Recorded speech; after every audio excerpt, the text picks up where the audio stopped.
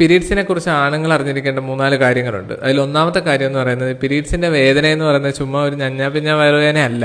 ശരിക്കും pain scale നോക്കുകയാണെങ്കിൽ ഒരു ഹാർട്ട് അറ്റാക്കിന് തുല്യമായ വേദന തന്നെ ഈ പീരീഡ്സിന്റെ വേദനയ്ക്ക് ഉണ്ടെന്ന് പറയാം. സോ അതുകൊണ്ട് പീരീഡ്സിന്റെ വേദനയായിട്ട് ഒരു സ്ത്രീ ഇരിക്കുമ്പോൾ ഒന്നും കുഴപ്പമില്ല, റെഡി ആവുമെന്ന് പറയാൻ നോക്കരുത്, നല്ല വേദനയാണ്.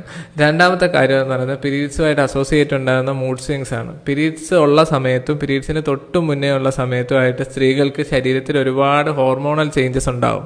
ഈ ഹോർമോണൽ ചേഞ്ചസ് കാരണം അവർക്ക് പെട്ടെന്ന് ദേഷ്യം, പെട്ടെന്ന് സങ്കടം, ഓവർ തിങ്കിങ്, ഇറിറ്റബിലിറ്റി, ഇങ്ങനെ കുറേ കാര്യങ്ങളുണ്ടാവും. സോ അതുകൊണ്ട് ആ സമയത്ത് അവരുമായിട്ട് വഴക്കുണ്ടാക്കുന്നതിന് പകരം എൻ്റെ വൈഫിന് അല്ലെങ്കിൽ എൻ്റെ അനിയത്തിക്ക് അല്ലെങ്കിൽ എൻ്റെ അമ്മയ്ക്ക് പീരീഡ്സിൻ്റെ സമയമാണ്, അതുകൊണ്ട് അമ്മയെ മാക്സിമം സപ്പോർട്ട് ചെയ്യണം എന്നുള്ള രീതിയിൽ അവർക്ക് ഫിസിക്കൽ ആൻഡ് മെൻ്റൽ സപ്പോർട്ട് കൊടുക്കുക.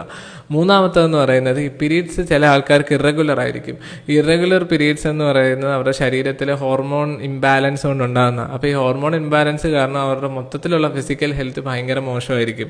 പീരീഡ്സ് നോർമൽ ആവാത്തൊരു സ്ത്രീ ഒരിക്കലും ഫിസിക്കലി നോർമൽ ആയിരിക്കത്തില്ല. സോ അതുകൊണ്ട് ആ സമയത്ത് ഇതൊന്നും കുഴപ്പമില്ല, നീ അത് ഇത് ചെയ്യുന്ന അഡ്വൈസ് ചെയ്യാതെ ഒന്നെങ്കിൽ അവർക്കൊരു മെഡിക്കൽ അറ്റൻഷൻ സീക്ക് ചെയ്യാൻ ഹെൽപ്പ് ചെയ്യുക, അല്ലെങ്കിൽ അവരെ മാക്സിമം സപ്പോർട്ട് ചെയ്യാൻ നോക്കുക. നാലാമതെന്ന് പറയുന്നത്, പീരീഡ് സമയത്ത് സ്ത്രീകൾ കഴിക്കേണ്ട ഭക്ഷണങ്ങളെക്കുറിച്ച് പുരുഷന്മാർ പറഞ്ഞിരിക്കണം, അതേപോലെ തന്നെ സ്ത്രീകൾ പറഞ്ഞിരിക്കണം.